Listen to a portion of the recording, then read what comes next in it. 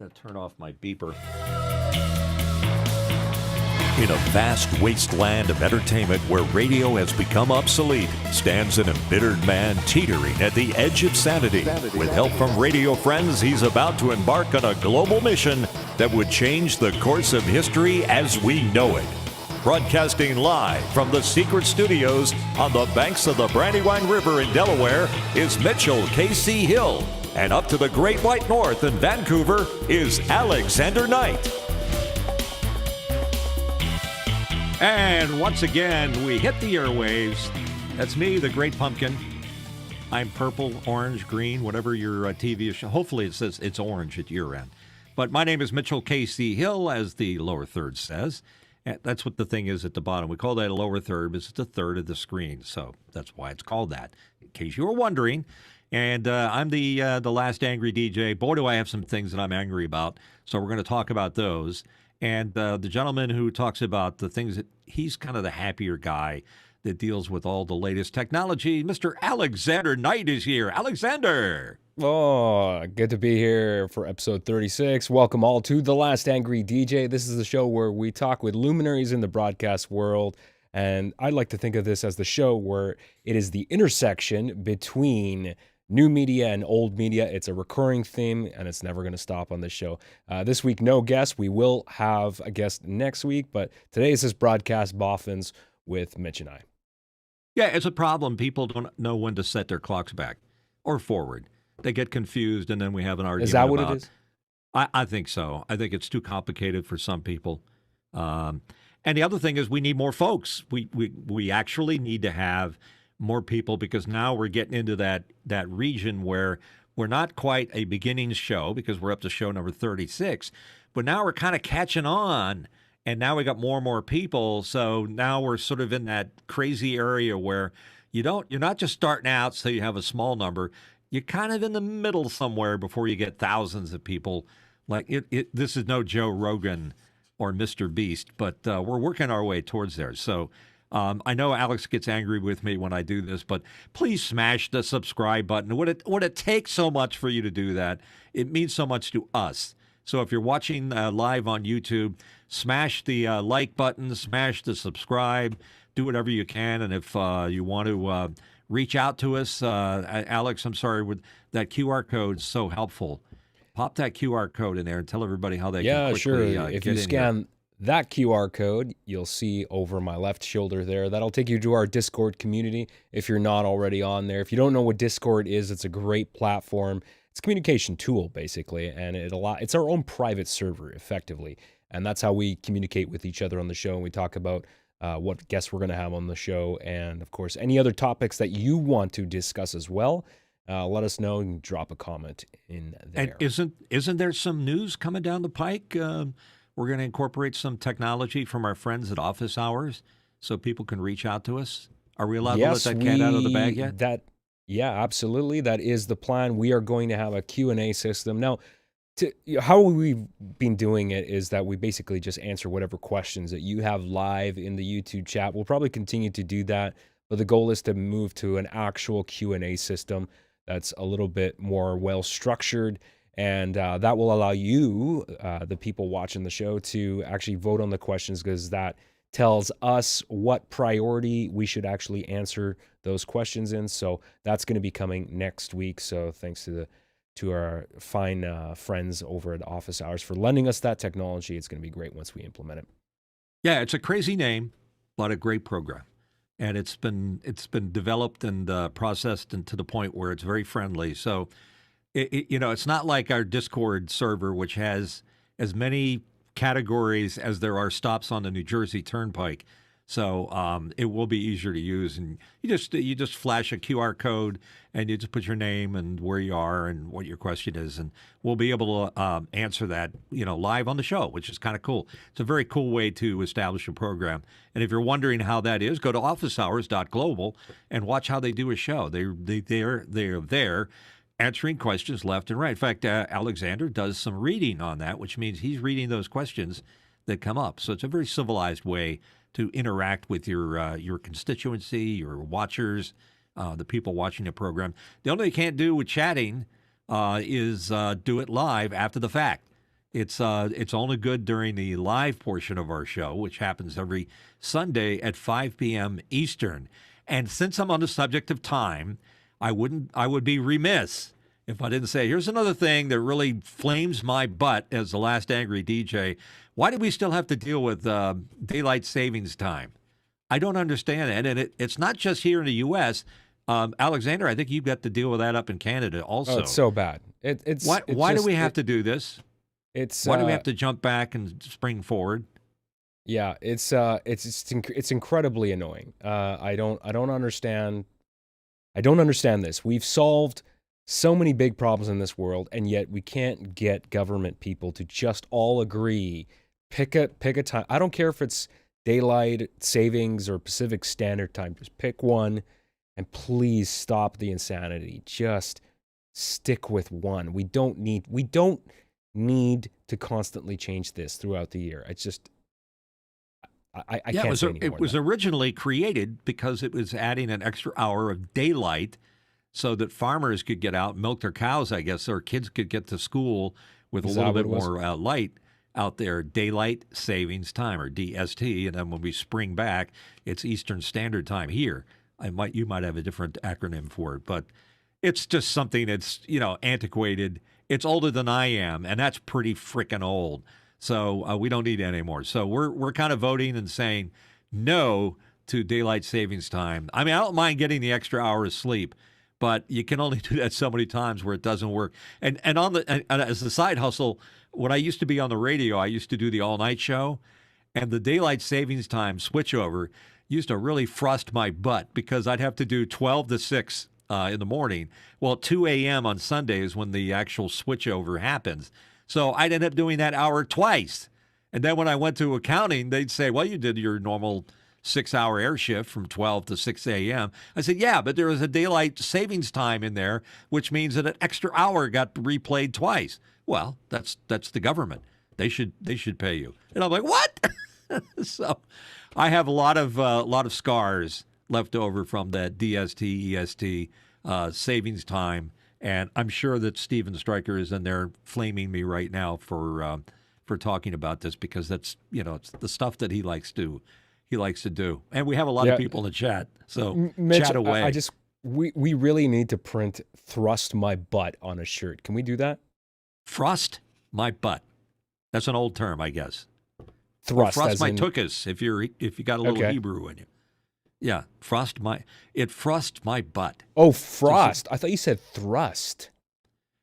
Well, it could be, but I'm not in prison. See, I maybe that's me projecting. But I think it's even funny if you said if thrust my butt. I don't know why.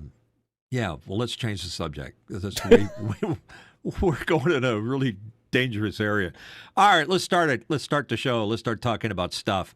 On this program, we like to talk about the things that make radio interesting back in the day, my day, and interesting today under today's world.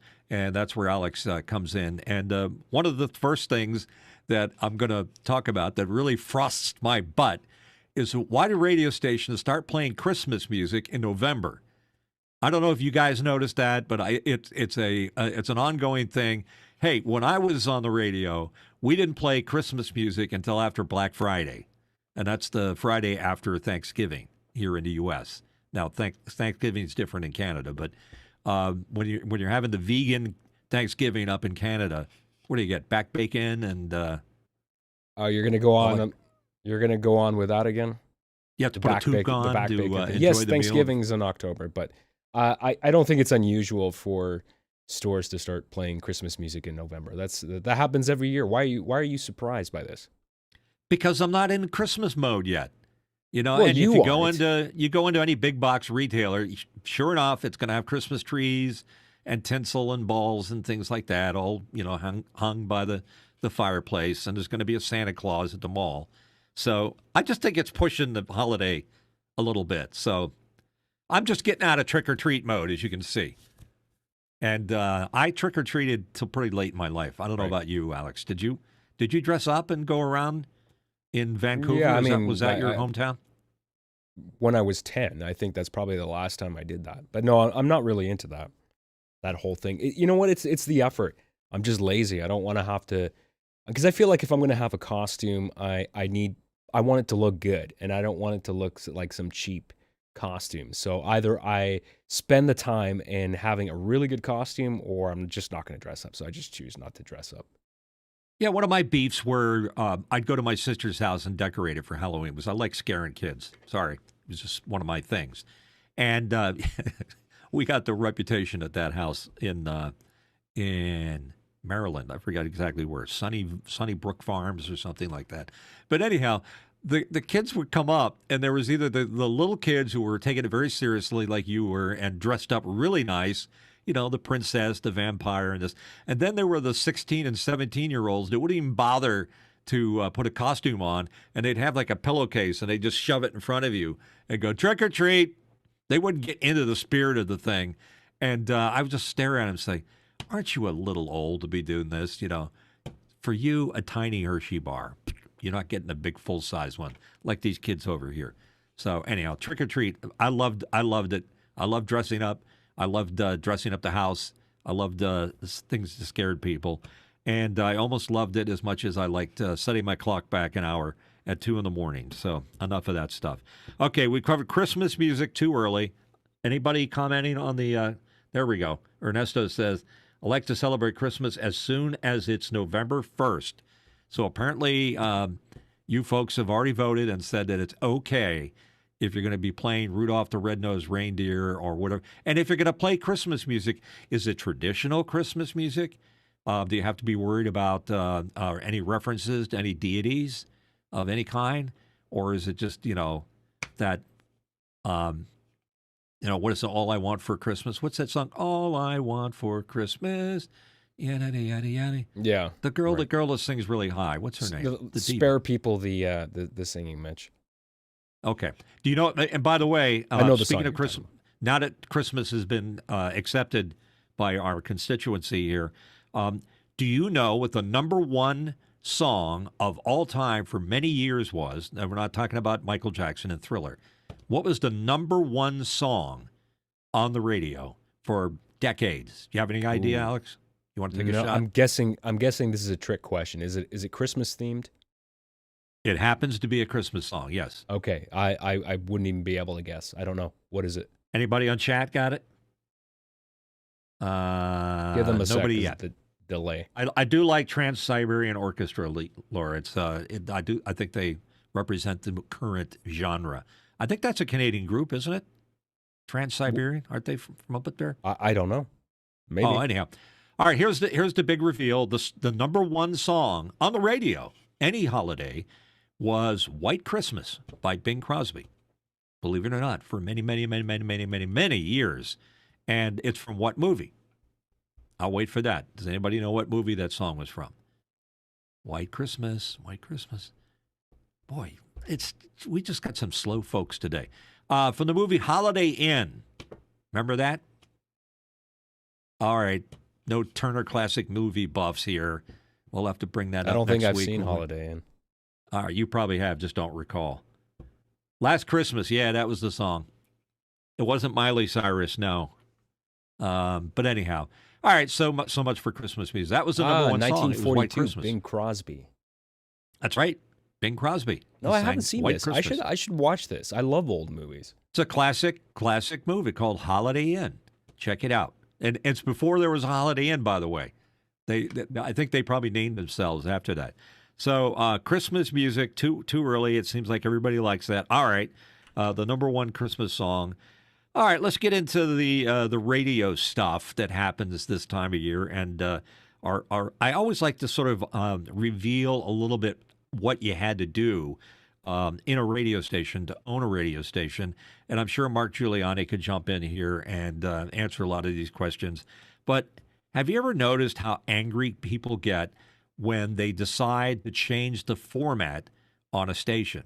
Let's say they were playing classical music on an FM station, and they've been doing it for a long time. And they decide with a new owner coming in that we need to do CHR, contemporary hit radio or classic rock or, heavy metal, whatever they decide to do. People go freaking crazy when you try to change the format. And they always whip out that that statement that, well, your station is licensed by the Federal Communications Commission as a public trust. You are providing the community with something that's unique, and you're serving the community on safety, entertainment, et cetera, et cetera. We should have a say in whether or not you change that format. I don't think anybody has ever sued a radio group or organization against changing their format. They might mount a write-in campaign, and you might get some loyal people that would bother to write in. But apparently, if you buy a radio station and you get the license that goes along with it, you have the right to do whatever you want to program on it, whatever kind of format you want to do. Yes, including punk country, which I got a lot of write-in comments about. Punk country is a thing if you're into different music formats. So apparently, you're not allowed to tell a radio station what they're doing as far as their format goes. You might vote. You might vote with your when the ratings come out. You can vote that way. You can say, hey, I don't listen to the station, or I don't like it, or listen to an alternate station. And the station ultimately will make a decision, but usually based financially on where they live. Exactly how many people are willing to buy advertising on a station. That drives a lot of whatever's going to happen as far as the format. So permission to change the formats. Now, if you really want to stick it to a radio station and make their life miserable, and you do not like what they just did to change their format, stop by the station. I can't believe I'm saying this. Stop by the station and ask to see the public file. This is a file that a radio station has to keep on hand to any public member. That's you and me, folks. I don't know if it's like that in Canada. What's the governing body for radio stations up there? That would be the I guess it's the CRTC. CRTC, FCC, whatever. Anyhow, you can demand to see Something the public CC. file.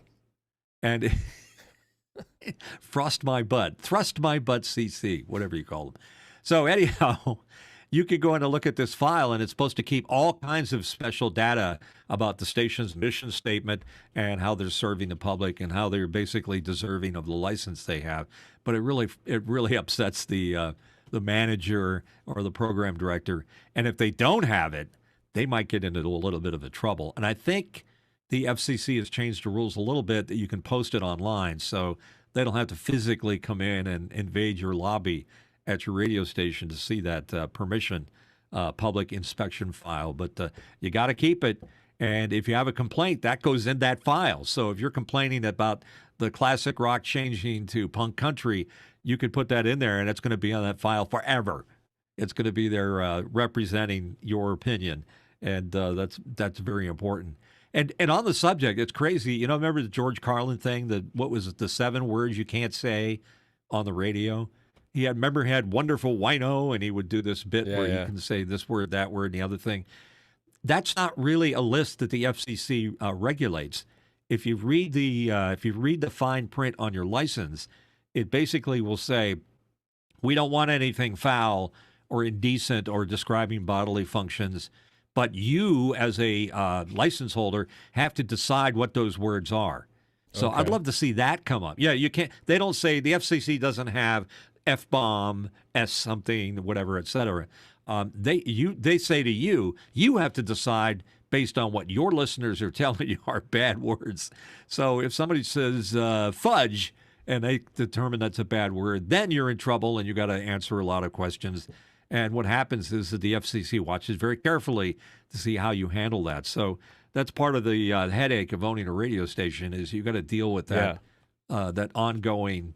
Have you ever had a really big beef with a radio station, Alex, where you really felt you had to reach out and let them know, or did you just ignore them? No, it's too much effort. Mark Giuliani in the chat's actually is saying, because he's a radio station owner, he's saying he the deals public with it. file has to be on your website now. I didn't know that. Yeah, that's new. That's pretty That's a new thing. So we could go to Mark's file right now online and see what people are saying about him and broadcast it. But do you I don't really know. think people are utilizing that now? Do you think people are reaching out to radio stations that often now in 2024? Are people doing All right, that? let's take a random survey. Mark, Mark. Do you really think people are using it? You're the one who has to keep the file going. I don't run a radio station, so I don't know.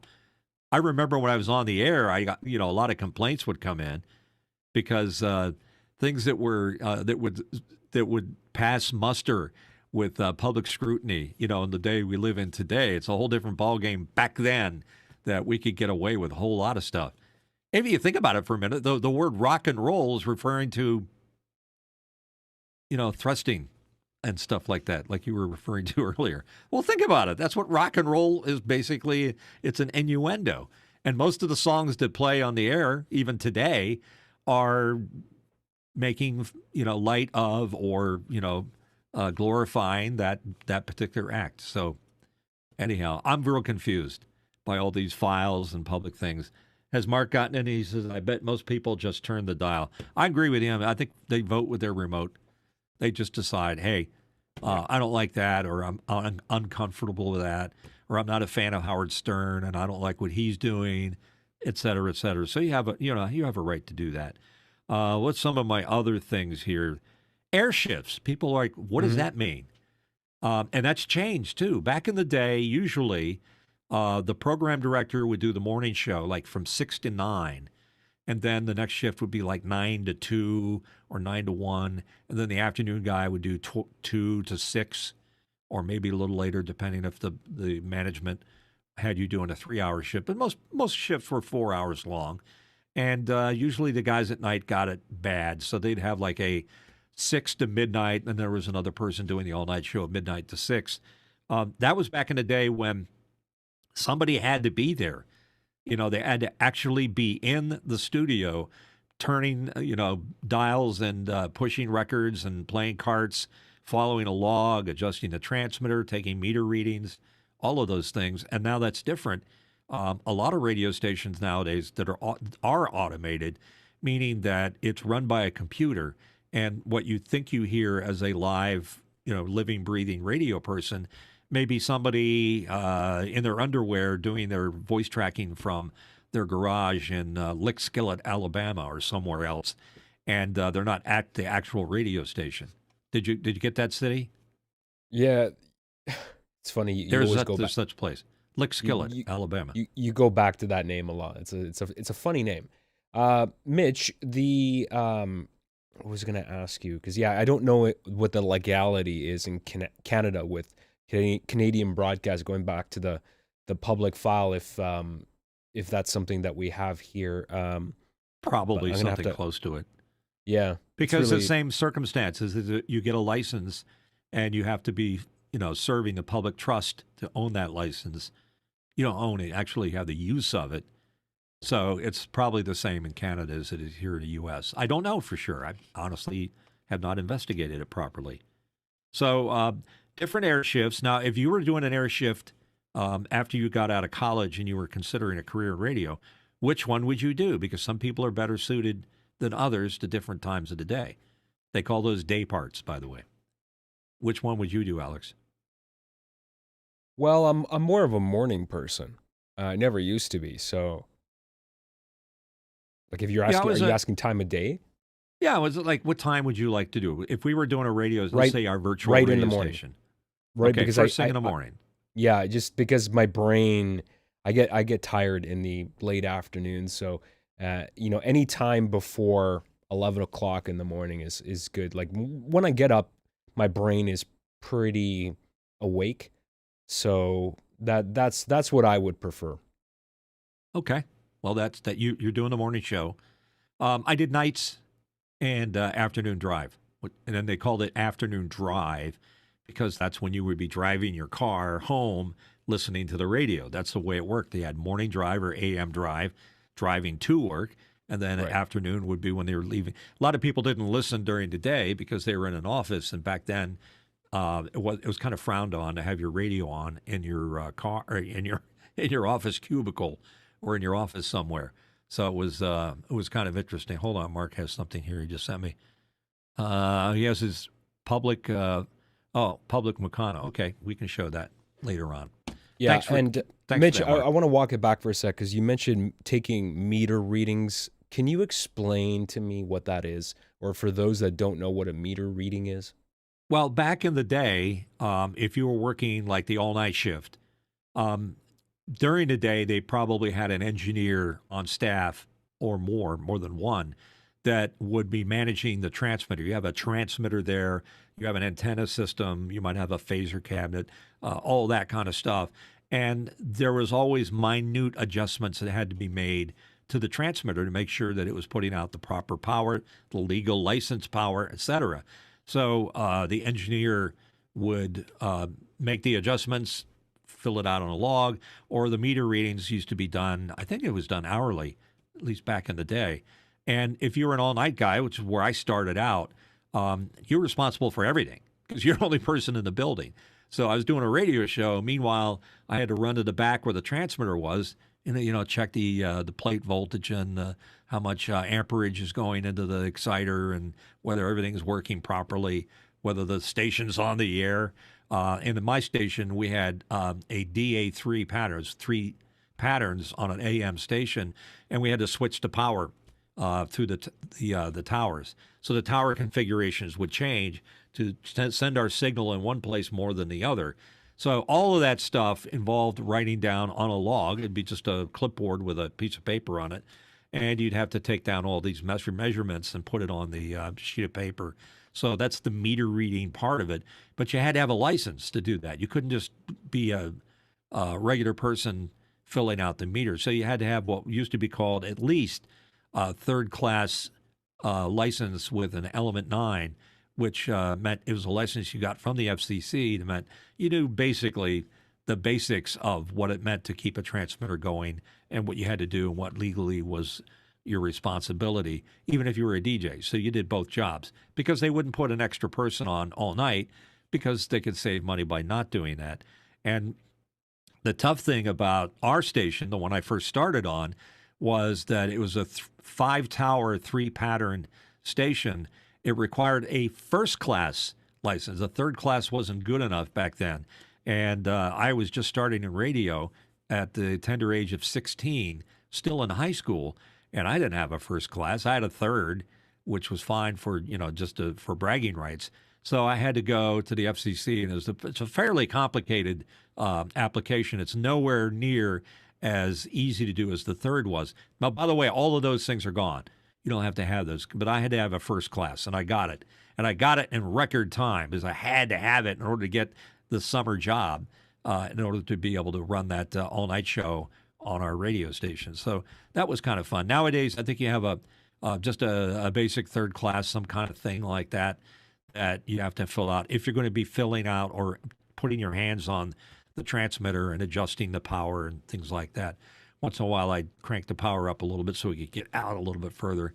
I think the statute of limitations have run out on that, so I'm not in trouble. So that's what a meter reader did.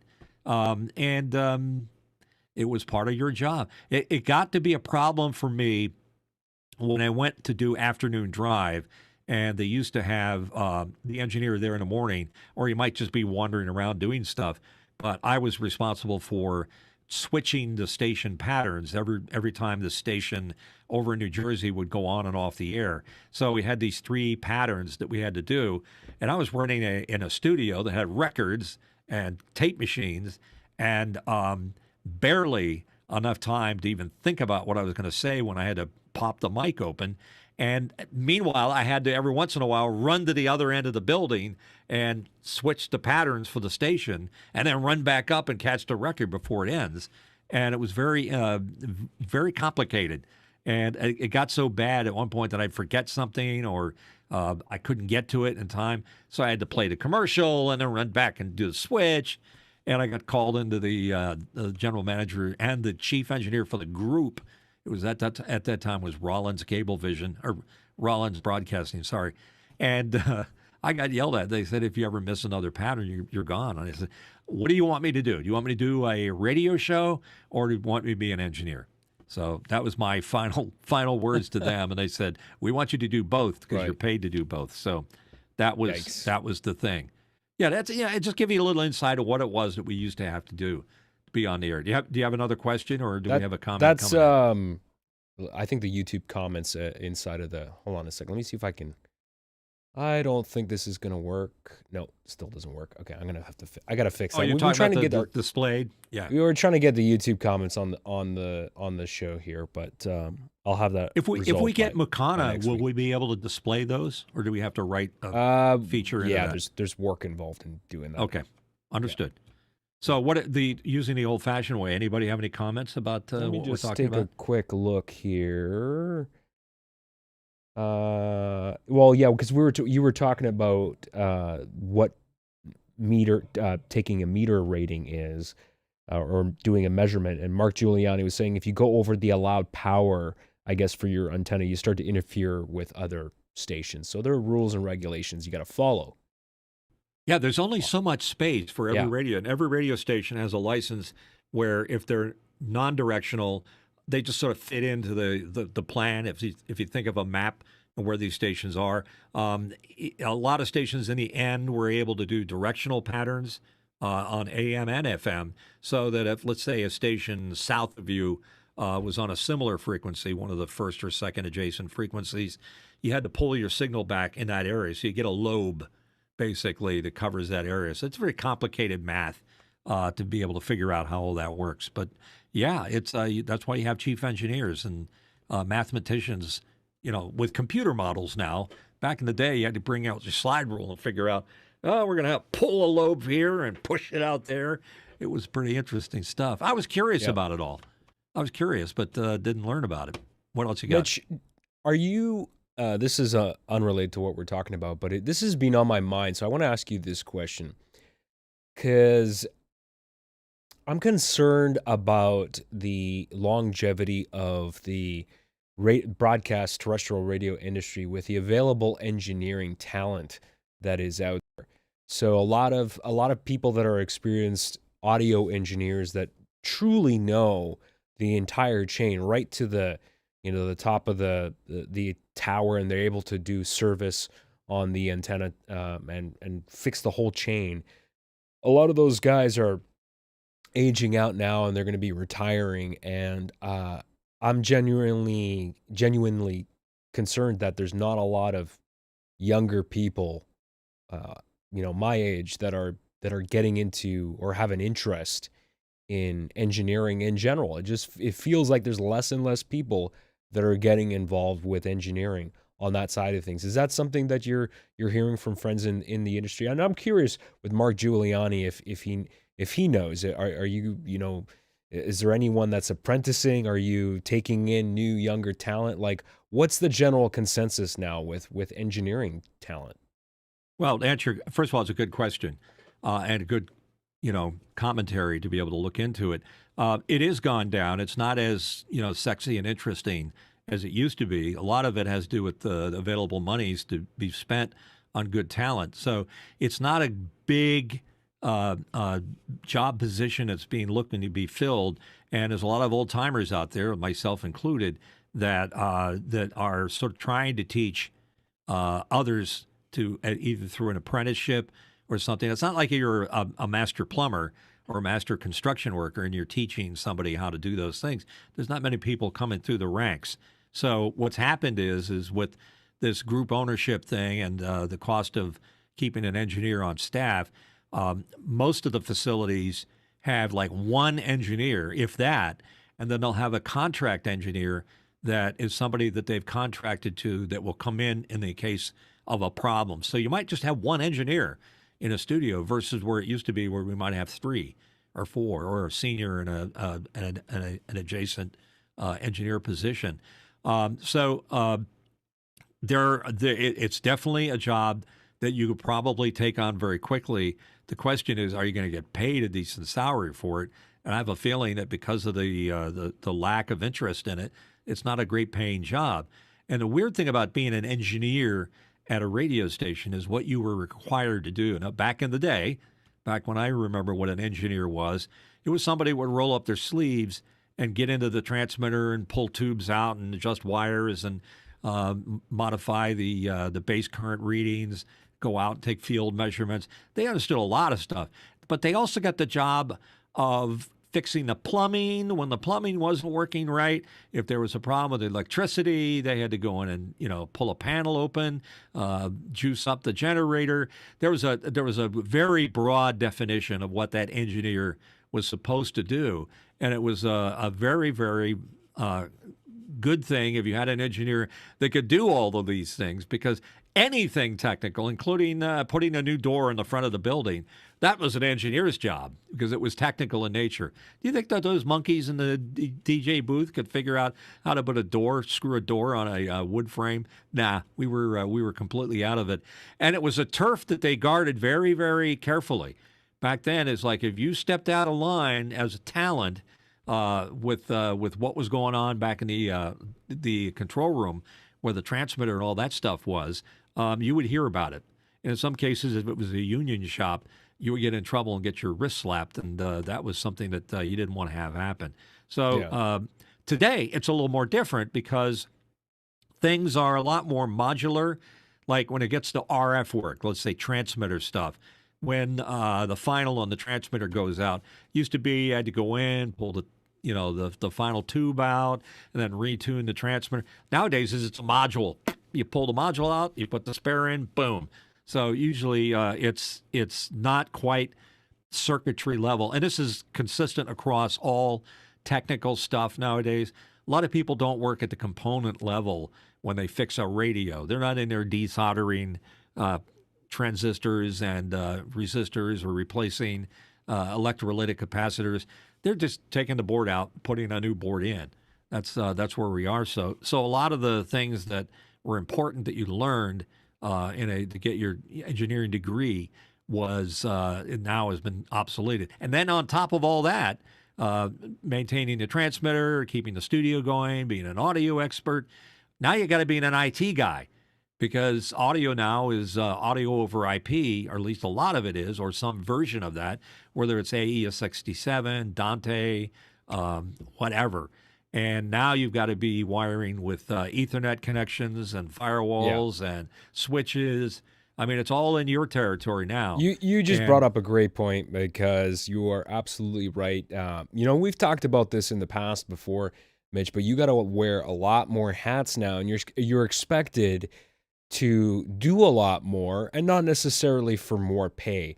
And so, if you want to keep your job now, you have to, you always have to be looking at how you can be most valuable, and you constantly have to be learning about new technology. You have to know, basic things about how networking works as well. So I 100% agree with you.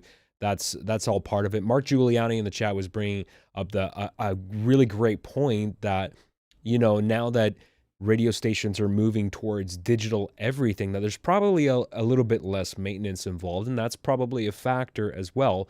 It's interesting. I remember back to my years in school when I went to broadcast school, which wasn't actually that long ago. I'm 42 now, and I went to a broadcast 2-year broadcast program when I was 36.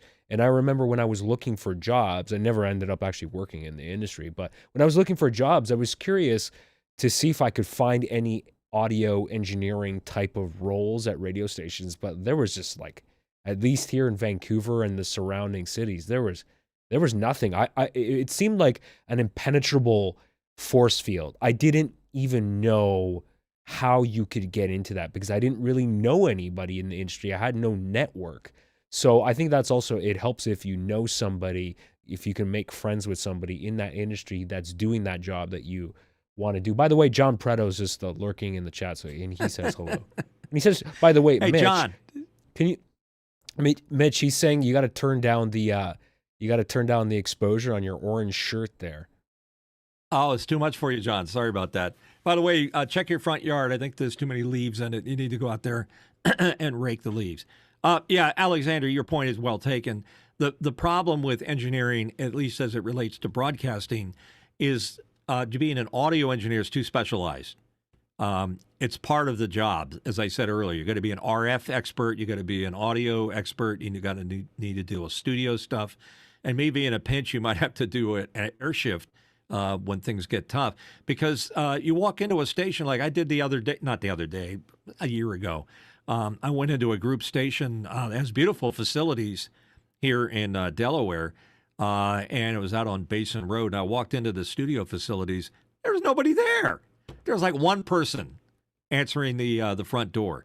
Everything else is run by computers, and all the rest of it was voice tracked, which was, as I alluded to earlier, they hire voice people like myself to do the voice tracking for the station wherever they are. They can be anywhere in the world and record their segments over the song intros, and then that goes in through the cloud into the station, and it's sucked into their automation system, and it gets scheduled, and it comes up and plays. You don't have to be on the station anymore to play tunes, which is totally different than the way it used to be, because we had to be there to play the records and put the cart machines in and take the meter readings and adjust the plumbing when it was necessary. It's not like that anymore. It's a whole different ball game. And anytime, and I guarantee you this, anytime you can find a way to reduce the count of people working in a station, management's going to take advantage of that because, A, it's much more complicated to run a radio station at a profit. And the other is that anytime you can save money, if you're in a big corporate organization, they're going to take advantage of that. So I know for a fact that they are very interested in AI, because if AI can replace the DJ, now you might as well just replace everybody, and you just are there broadcasting with nobody, and it's all being run by a computer that's running the songs, that's doing the voices, that's reading the news, and doing the weather forecast and all of that stuff. It literally can be done. We have it out there right now. The question is everybody going to adopt it? And I say, yeah, because they're going to be able to save money. And when we live in a world where good talent, like our good friend Andre Gardner, who just got fired from WMGK in Philadelphia, he was a top DJ in Philadelphia, the top guy, voted by everybody, had a passion for the business, was very, very good at what he did, knew the music inside and out. He gave his heart to the business. He got laid off. Oh, sorry. Your last show, it was because we need to save money. We can't afford to pay big talent like you. So that's how do you get rewarded? If you stay somewhere a long time and for any nobody's length of time, safe, obviously. I mean, no, clearly, your job is not safe. That's just one example, but I mean, if you just follow the news, follow the industry trends for the last few years, you've seen this downward spiral and consolidation. Even big companies, by the way. I will speak to Canada. A lot of the big entertainment companies that own a slew of radio stations across the country have been really cutting down, firing staff left and right, closing down, retooling. So there's a lot of that going on all over the place. Yeah, and it's the nature of the beast everywhere. You're right. It's and part of that has to do with what we like to talk about is disruptive technology. It's eliminating jobs. People are not getting, and again, the whole idea of the last angry DJ is just me lamenting how things have changed, how they used to be done, and how it was a pretty glorious job to have. There was a lot of cachet associated with it. Today, not so much. To be a radio disc jockey is sort of people like, oh yeah, radio guy. The guy talks like this, and hey, today's weather, it'll be dark tonight, light tomorrow with a continuing trend. Now here's Bo Donaldson and the Haywoods. Coming up, Terry Jackson, Seasons in the Sun. That was the way the radio used to be. It was fun. Not so much anymore. And, hey, I can be upset, but the market determines what you're going to do. And the market means the free enterprise system and how they make money. I don't think there's a lot of radio stations that are huge money makers. There used to be one in Philadelphia, it's still there, that was probably a good example of a well-run radio station, B101 in Philadelphia. I think it was WBEB was their calls. You got awards all the time because it was a small number of people there, but it was really tight, well-run. And they gave people what they wanted, and they cared. And then eventually they got so popular, and the radio station got to be so popular that its valuation went up to a point where somebody big grabbed them, and then they started cutting, because that's what they do in the corporate world. They buy high, and then they find that that valuation can't be sustained, so they find ways to save money. That's people's jobs are. Let's find ways to save money. So voice tracking has destroyed the radio business along with everything else, including technology. On that happy note, I will say one thing about that is that, and I've learned over the years from my mentors, and as I've had to be in very uncomfortable roles of where I've had to both hire and fire people, which is never fun, is that you can't take when you lose your job, doesn't matter what industry you are in, whether it's radio or something else, you can't take it personally, because you are 100% correct, Mitch. These are business decisions. Those decisions have to be made. Those are hard decisions. Nobody enjoys. It's not like someone's gleefully firing people just because they got their evil mustache twirling action happening, right? So it's a business decision. You can never take it personally. Just there are things that you can do to prepare yourself, like make sure don't wait to be fired before you update your resume. You should always periodically reach out to your contacts, always work on expanding your network, figure out ways to do that, because you're 100% right. You could, you're valuable until the moment you're not. Sure. Well, in the 90s, when I had the number one rated morning show, when I got back out of radio retirement and I came back on 15 years later, and I did 3 years. I was like the best DJ back in the. I don't know if I got a picture of that. I don't know if you even want to see it, but I did the morning program. It was very interesting because my previous experience was doing all nights and afternoons and nighttime, and then eventually I ended up getting this job where I had to do mornings, and it's a whole different beast. But here's a picture of me back in the day when I was doing that. Here it is. That's me in 1993, and I got selected. God. Yeah, look at that. I got brown hair, and I'm about. What do you eat? What are you eating? 80. That is the famous charcoal pit, and it's probably the kitchen sink, which is a famous ice cream dessert that not one person could eat without dying of some kind of of course. I was just illness. Going to say you can't. Yeah, it would kill you. But that's just me, being me, and I was voted the number one radio personality. I did that for 3 years, and that was fun. But then I realized that, there is no equity in doing this job. Meaning, you can reach that, that epitome of local popularity as being a radio guy or whatever else. But you're only as good as the last show you did.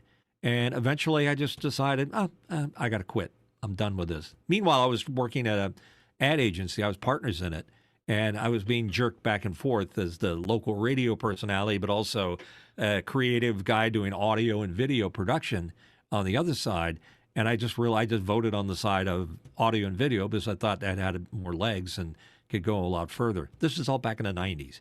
And when I quit the job at the radio station, they were very upset with me. They're like, wow, we can't believe you're leaving us, high and dry here. You get the number one morning show and this and that. And I said, I tell you what, why don't I stay another year until the ratings aren't so good and you guys don't like me? Then you can fire me and feel good about it. That's basically what I said to him. And that was kind of unprofessional, but that was me. That's my non-filter Mitch Hill version. So yeah, interesting business. You're only good as the last ratings period that you had. Yeah, exactly. And that's, by the way, that's very you, by the way, to do that. That's your. You know me. You know me too well. Your personality. He knows me too well. Anyhow, let's talk about something completely different, but it relates to radio. Okay. What's up with the M4 at Apple? This new processor. They started with M1, which I'm using right here, my little Apple Mini. Yeah. They announced the M4. You're the tech guy. Yeah. What's up with that? How's that going to affect everything? Well, I think how is it going to affect, it's interesting because I'm running this show, and this is kind of shocking, but I'm running this show on a program called Memo Live, and I'm running it quite well on just a base level M2 Mac Mini with 8 gigs of RAM. And you're probably thinking, well, 8 gigs of RAM, that's nothing. You can't do anything with that. Surprisingly, Memo Live is very well optimized, and I'm shocked at how well it performs. Now we're just live streaming at 1080p. I'd like to go to 4K. So I did conduct one 4K test a couple of weeks ago, and I did notice that GPU utilization on the M2 was looking quite a bit higher, higher than I'd like. I like to keep system resources under 60%. So I've decided that I'm going to get an M4 Pro processor Mac Mini and make that our new computer, because that will have 16 gigs of RAM plus much more memory bandwidth and a better GPU. So I think for this 10 show cores? to go to, It's a 10 core I can't computer? remember how many cores it has. I Yeah. think it's more than 10 cores. 14 to 10, yeah. Yeah, but I think getting to 4K would be really cool to do this show, and that'll give us a lot more headroom. And also look at the size. I mean, it's a lot smaller. So, and by the way, Mitch, I didn't tell you, I'm going to be building an all new AV rack soon. So I need to take some time off because I need to rewire this entire studio and clean things up. I've been wanting to move all my computers into a rack. So I've had the rack, I just haven't done anything with it. So I'm Are we going to move canceling all. the show? No, I'm not canceling the show. No, just cleaning some stuff up. Put it that way. Okay. But having the Mac Mini be a lot smaller means that I'm going to be able to put more of them on a single shelf in a 19 unit width, 19-inch wide rack. So I think that's really cool. The only weird thing is that power button, and yes, everyone's making fun of the power button being on the bottom, which is really weird, and I'm sure Apple has a really good engineering reason why they had to do that. I just think that's so bizarre. Did you see that, Mitch, that the power button's on the bottom? No, you're really frosting my butt saying that. It's like whoever designed the Magic Mouse and put the charger on the bottom of it so that the charger wire or the USB wire goes in on the side, and the mouse is useless while the charging's going on. Probably the same person that made that. Where's John Ivey when you need him? I don't think he's at Apple anymore, is he? The master designer that designed Johnny most of the Ive? stuff? No. He left years ago. By the way, I think there's some concern in the chat that if we go 4K, Mitch, you're gonna have to start trimming your nose hairs. Are you okay with that? No, I think Actually, we should have somebody Steven come Stryker's on. saying I we think, don't need that much detail, but I disagree. I think John Preto should come I and trim disagree. my nose hairs for me. And I got ear hairs too. You just don't Yeah, see them see, because I've got my earphones plugged in. I trim all that stuff. You gotta see. This is more men need to groom themselves properly. It really irks Now, me. when should you never remove nose hairs, do you grab a hold of it and just yank it out and cry afterwards? No, the trick is you got to get an electric one and you shove that thing up there like a lawnmower. It's like a lawnmower.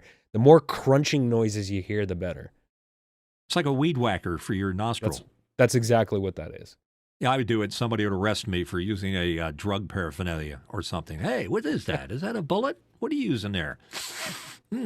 Yeah, Mark talking Giuliani weird. was saying, "Don't get me started on the Magic Mouse with the charging port." I made this joke on Office Hours, but wouldn't it be funny if the same person that designed the Magic Mouse designed this new Mac Mini? They just love putting charging ports and power buttons on the bottom of devices. It's a thing with them. I don't know. Yeah, where's my floppy drive when I want it, or a CD? Does anybody use CDs anymore or DVDs in their machines? I'm all about the physical media. Absolutely. I have a giant Blu-ray collection. Absolutely. Yeah, there you go. So new stuff coming along. What's that going to do to everything? It seems to me that Apple has a winner with their silicon-based CPUs or GPUs, and it's changing. I think that the new M4 is the fastest processor on the planet. At least that's what I've read somewhere. So you can't top it with an AMD device or an Intel. None of them got there yet. And the size and the heat thermal usage for it, it's about the size of your Apple TV, maybe a little smaller, and the way it cools. I think that with that, what do they call it? Apple Intelligence, their version of AI. Yes, they're pushing that. It needed that horsepower to be able to do that. Yeah. But the other work that I do is I do a lot of TV work. So now I'm going to be able to do multiple 4K streams without them interfering. So I might be able to do like a four layer 4K stream and not bring down the CPU usage. And on the point you said earlier about how your utilization goes on your CPU on your computer, it's not that it runs at 50 or at 40 because it gives you a false sense of security. A lot of programs, particularly multimedia or audio and video related programs, their utilization may be 20 or 30%, but every once in a while, like when it has to do a mix or play 4 at a time in order to do a transition, it's going to jump way up there to 90%, and that's just not enough headroom. So that's what you're really doing, is having that extra horsepower in your computer, whether you're using an Intel Iron or AMD or Apple. Yeah, just remember that you need to have that headroom. Yeah, you do need headroom, and I'm talking total system resources. Generally, I don't like going above 60% in total. That's my rule. But a lot of applications, and I know Adobe Photoshop and a lot of applications now are really well multi-threaded. What that means is basically that they're able to distribute their load, for example, across multiple cores very well. So, even if that, if that one application that you're using is saying it's using like 80%, it's able to split that task up across multiple cores. So it doesn't mean that your entire system usage is going to be that 80% or 90%. In that example that you gave, Mitch, it's going to spread that across all those cores. That's why we have all these cores, is that they're able to better balance the load. And that just makes your computer respond a lot quicker. Yeah, and Adobe was a little late to the party on multi-threaded applications. They weren't always doing that. So it worked fine on my cheese grater Mac that's sitting behind me, which I still continue to squeeze a little life out of. But then when they went to multi-threaded, it became obsolete, and it's not doing the job that it used to. But I agree with you. And the other thing is that keep in mind that the laws of physics are being messed with now, because they can only make the die for the CPU so small before it becomes molecular in size. So what they're doing is they're multiplying the cores to be able to make up that difference. It used to be the size of the die. I mean, don't get me into it. I'm not a technical, super technical guy, but it was like in a nano. We're getting down to the size of a light wavelength. It's no longer hair sized. Yeah, they can only get so small, and they can't make them any smaller. Yeah, it's nanometers. I don't even know what the current process is. To be honest with you, I haven't really kept up with it. Is it 5 nanometers, or they're going to 3 nanometers? Right. I mean, it's just, it's really tiny. It's Moore's law just dictates that you got to double and triple the processing power. So they're getting a little traction with multiple cores, which means there are multiple CPUs on the same die. So you might put 4 cores on there. I think that's what they're doing with the M4. And the other challenge with shrinking the system on a chip too is that you are dealing with an increase in heat and power. So shrinking that stuff is really, I mean, just look at the challenges Intel has had over the last few years of shrinking their process. Apple's being able to do this because they control the entire ecosystem, and they just have a better chip design. But Intel's really struggled to reduce the size of their chips without, and keeping that power consumption and heat in check. And the heat is a massive problem for Intel. So honestly, I don't know how Intel is surviving. I guess they're surviving in the enterprise world, but in the mobile CPU world, I mean, they're not really in play.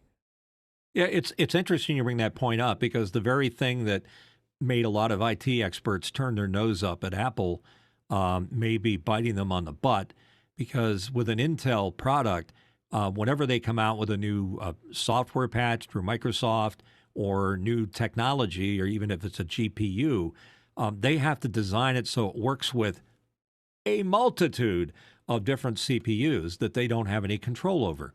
So I don't know how many manufacturers there are now, Foxconn, Intel, all those guys. The more they have to design something that is going to be compatible across all of those variations on the computer. And that's the advantage that Apple has now, is that they control everything, because there's only one flavor of Apple. They don't, there used to be, I think there was a Power Mac or something like that way back when, Power PC. They used to have external companies building Mac-compatible computers, But that's gone the wayside, and now it's all Apple. And the fact that they brought everything in-house with, I guess it's the RISC-based silicon, starting with the M1, they're now controlling everything. They're not really going outside. They don't go to NVIDIA anymore. They had, their breakdown there. I don't think they're doing AMD anymore. It's all Apple. So the thing that was a disadvantage back in the day is now an advantage because they control the whole ball of wax, the whole thing. So what do you got? Cat hair on your black shirt? That's Oh yeah, constantly. He's got his roller out. This is we'll call this the show roller moment, where we can take our rollers out and start doing some roller work. Yeah, let's do it together, Mitch. Come on, now. We might create some static electricity. Yeah, this way, that way. There's some ASMR. You ever notice when they come out with the pepper grinder at the restaurant? What brand is that? This is IKEA.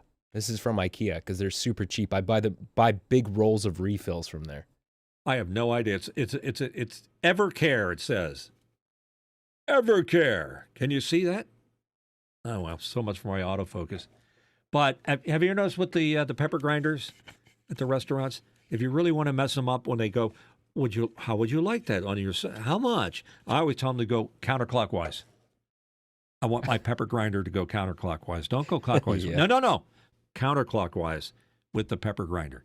Any interesting question coming in, because I'm running out of complaints about radio before we talk about our next guest coming Yeah, there's up. some Mark Giuliani had some what is he saying? As he always we're talking about processors. He is saying Intel just delisted from the Dow Jones Industrial Average and replaced by NVIDIA.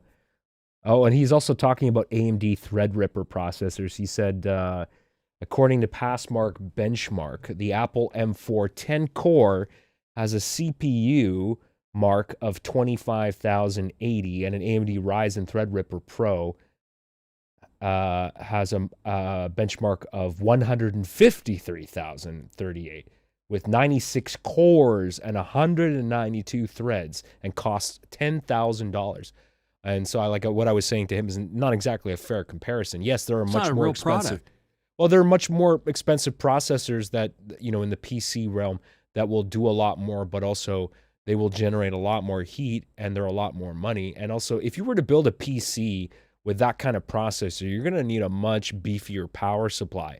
And Apple wants their chips to be fast, but also they don't want the electricity bill to be really high for the owner that's going to be using the computer, right? Yeah, and there's no fan, by the way, in the new M4. Max had just announced the Mac Minis. No fan. It's just it's all. Is it really fan? Because I think the M2s have a fan in there. They've got an intake. They probably do, fan. But that's the other thing is Apple's always into the carbon footprint and very green operating systems, and saving power is certainly. You start to think about all these Bitcoin server farms out there. They're using a shit ton of.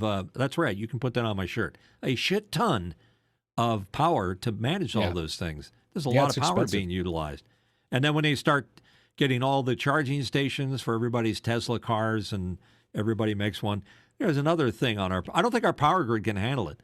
I think they need to start talking about, let's fix the power grid, because the anticipated usage is going to go way beyond our carry capacity that's out there.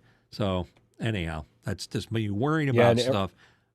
And Ernesto is saying, he goes, I have a PC with 6 fans and a 4070 GPU. You must have a very beefy power supply for that thing. Mark Giuliani is also saying his rendering farm, that they have a bunch of machines with Threadrippers, and he said there's a lot of heat coming off those rendering machines, and I would absolutely believe that. You're going to get some heat for having Threadrippers. They've been around for a while, the AMD Threadrippers. They're really good processors. Yeah, they are. And I was always upset when Apple dumped NVIDIA. I don't know. I think it was political, but I had like super expensive NVIDIA. Forget the model number that I had, but it was like a $3,000 or $4,000 GPU, which I used with my video production.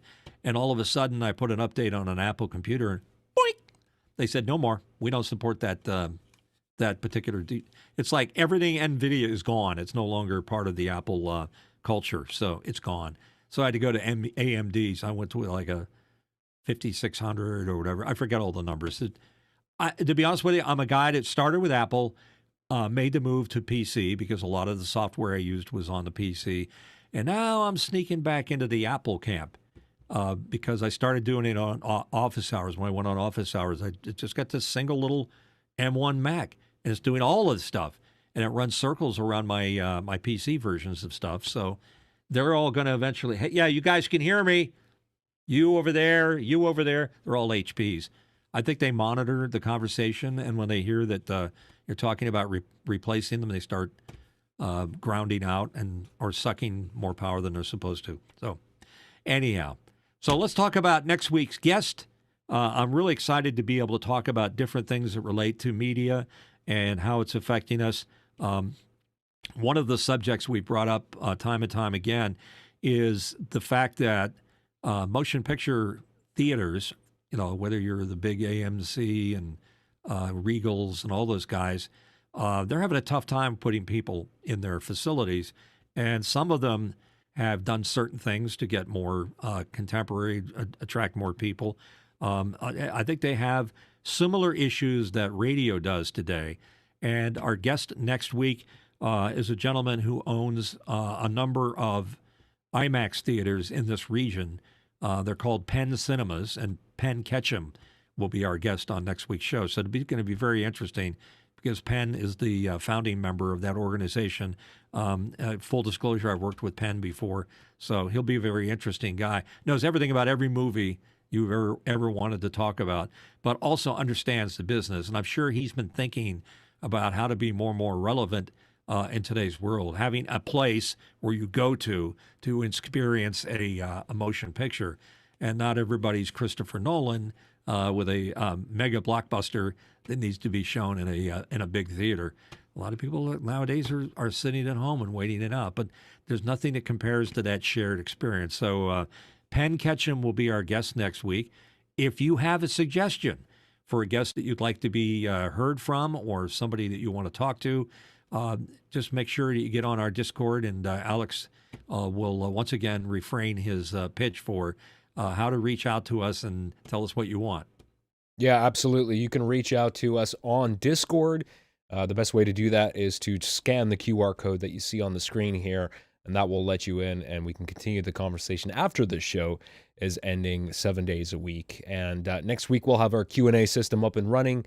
We'll explain more about how to utilize that on the show next Sunday. I'm really looking forward to our guest next week because, man, I'm such a movie buff. I still support the local movie theaters. I still enjoy going to the movies, and that's going to be just a great conversation to talk about the ongoing struggles and what theaters are doing to evolve. I'm sure it's a little bit different in the United States, but we're having also those problems here in Canada as well. And yeah, it's I'm really looking forward to that. So I'll leave it there.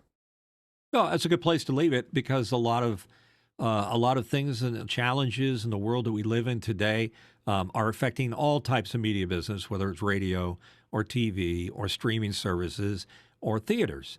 It's all of them are sort of like a distribution method of a sort. But another one, it always comes down to the experience. What's it like, the experience to be in? So we'll talk more about that next week. In the meantime, reach out to us on that QR code that you see. That's a good way to say, hey, I got a question I want to ask before the show even rolls. But we also do the show live, which means you can be live. But if you can't do that, use our Discord to ask the questions, and we'll make sure we ask them of our guests next week. About wraps it up for another episode, number 36 of The Last Angry DJ. I know we were jumping around to different categories and things about radio. We always do that. And sometimes maybe I talk a little too much, for which I apologize. But the more questions you ask, the less I talk and the more you talk. So get your questions in there. Let us know what you like. And if you like us a lot, you can vote for us and say, hey, we like that guy, or smash the subscribe button, or follow us on. Have we got enough people yet to do a live on Facebook, or are we giving up on that? No, not quite. We need 100 people on our Facebook page. So I think we're at just under 30. So Yeah, and we're up to it'll be a while. 126 here on YouTube, and we could use more. We would love to have more. So I know everybody, complains about it. We got to have people do it, but I'd rather do it towards the end of the show so you can bail at any time when I'm launching into a pitch. So we really appreciate you watching us and asking your questions and participating. It's just like a big family here.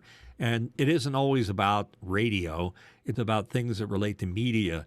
And there could be all kinds of connections like the movie theater business. So thank you for being here. We appreciate it. We will see you next week, God willing, and the creek don't rise. See you. Bye.